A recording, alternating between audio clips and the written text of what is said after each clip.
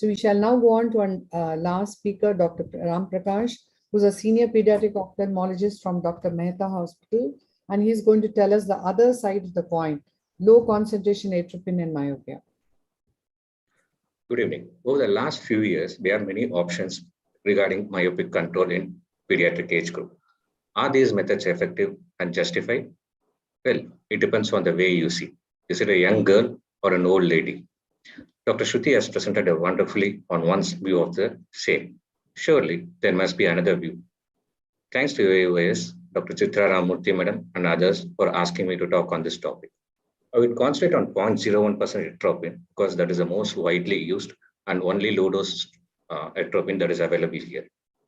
This is a young child whose myopia was progressing year after year, and by 2016, it was concerning, and it was decided to do something, following which the myopia began to stabilize. What did we do? Strangely, we did nothing, and the myopia spontaneously started slowing down. This slide shows the chances of mild or non-progression taken from different studies. Clearly, these numbers are not small enough to be ignored, and this is more so given the higher incidence in the Indian studies. Myopia is a multifactorial disease, and most of the studies try to address one factor, ignoring the effect of others, and this could lead to a confounding of the results. So, the Indian ATOM study, like other studies, studied children whose myopia had progressed by at least 0.5 diopters in the preceding year. Now, look at the placebo group. Even in the placebo group, the progression had dropped to 0.35 diopters, much lesser than the threshold for starting atropine. So given a child in the OP, how are you going to know whether if this child is going to spontaneously slow down or progress? This is another child whose myopia was progressing, started on low-dose atropine in 2019, and the myopia relatively stabilized subsequently. Before terming it as good outcome, let us look at the biometry. Over the same period, the eyeballs had grown by approximately 0.5 millimeter, which is an area of concern. A similar finding, a good effect on spherical equivalent and minimal effect on axial length, was found in ATOM study and LAMP studies as well. Besides, the ATOM study found that the axial length elongation was similar between the placebo and the 0.01% atropine group. Is 0.01 atropine a glorified placebo? We all know that the purpose of trying to treat arrest myopic progression is to prevent the complications of eye myopia. And this is basically dependent on the axial elongation rather than the spherical equivalent value.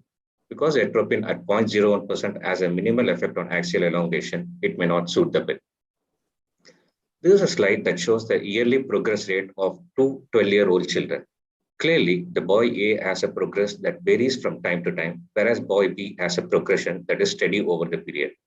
Two things from this slide. It shows the importance of having a good long-term follow-up before you start treatment. Most of the studies, for whatever intervention you do, they have only 1 year pre-treatment data and might miss out on this variation. Second, when you do treat these children, how are you going to compare the results? Because the progression is so variable between the children. Quoting the ATOM study, the duration of myopic progression is intrinsic to each child. And they go on to add that use atropine when the progression is expected to be maximum. Until we have a magic formula, which will tell you when the child is going to progress, by how much, until what age, it's not treating all children with progression and overkill. We know how the traffic signals work. If you see the yellow light, you're supposed to go fast. If you see the red, you still have the license to cross. But if you see green, you're supposed to go slow. Strangely, humans are very unpredictable.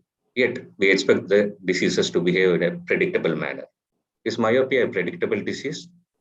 I've been embraced so many times trying to predict how the myopia will behave.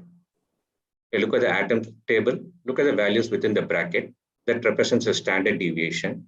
And most of the cases, the standard deviation is much more than the mean value outside of it. A similar effect in the LAMP study as well. So when you have a disease that is so variable, it becomes difficult to interpret the results and depends on the question that was asked in the first place. In most of the studies, the question that was asked was, is atropine effective or not? Maybe if we change the question and ask, is atropine ineffective or else, who knows, we might have a different answer. This is a child whose myopia was progressing significantly and was treated with low-dose atropine. Now, let us see how we can play with the numbers and how that affects the results. So if we take 2018 as the base year, clearly atropine has had a wow effect on controlling myopia.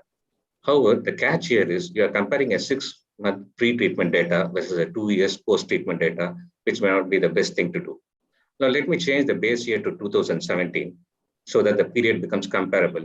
The atropine continues to be effective in the left eye. However, in the right eye, it has increased significantly. So can we say that atropine has potentiated myopia in the right eye? So most of the studies, whatever methods you are going to do, they study myopia only 1 year before starting the intervention. And they compare it with a period that is variable, 1 to 5 years post-treatment. This may not be the best way to compare.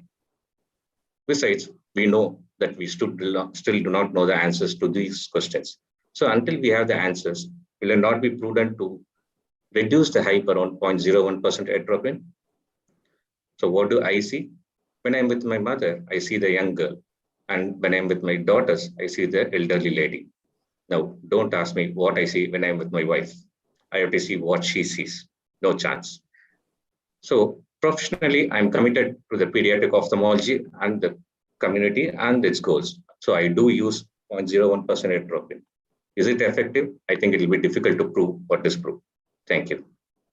Thank you very much, Dr. Ram Prakash. That was a very nice talk, and it did tell us the dilemma which we still continue to face, but there were some answers which we got anyway.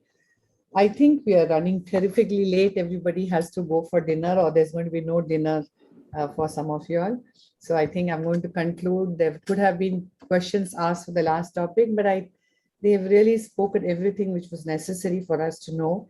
So a huge, huge thanks to the expert panel and the extremely wonderful set of speakers. I truly think that I started off this webinar asking you all, telling you all that every time a webinar would end, I would think there couldn't have been better than this one. And Rohit actually pulled my leg on that. But don't you think this was a wonderful webinar? It's so much of information and so diverse, and everybody trying their best. It did actually stay within their time. So it just tells us that India is doing truly, truly well in ophthalmology in all.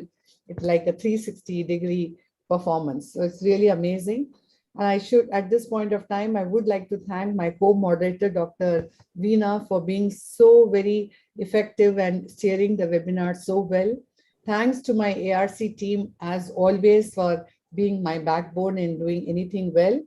Thanks are due to our Mr. Kripal and his entire Aios admin team. Thanks are due to Sai and Manjula from Numerotech. You must be seeing all those mails which keep coming to your inbox that tells you how effective and connected they are. My thanks are due to the webinar admin, Dr. Anand Sethi and his team. You can see how tirelessly they keep watching you and timing you and keep updating on the number of people who have attended it.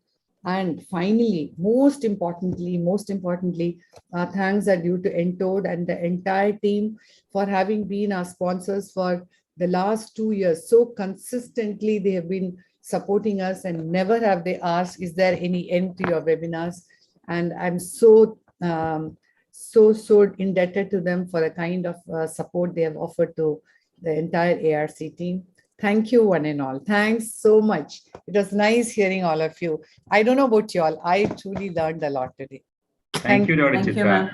Absolutely excellent. Thank you, Dr. Chitra. Webinar. Very, very interesting. Yeah. And wonderful talk, Dr. Ram Prakash. I mean, Yeah. I would say that, the need of the hour is for us to, step back and actually, understand whether we are doing is making a difference in the real sense, or, we are kind of just patting our backs, just feeling proud and actually being, led by commercial interests. I shouldn't say it on an Entode platform, but I mean, we should assess. I mean, introspection and self, correction is something that we must always take a call. Yeah. Excellent, I think, everybody. Yeah. Really very good. Very good. Thank you, Dr. Chitra. Kudos to us. Thank you. Bye-bye. It was very good. Yeah, very nice. The whole meeting was very nice. And thanks, Veena. Are you there? Thank you, ma'am.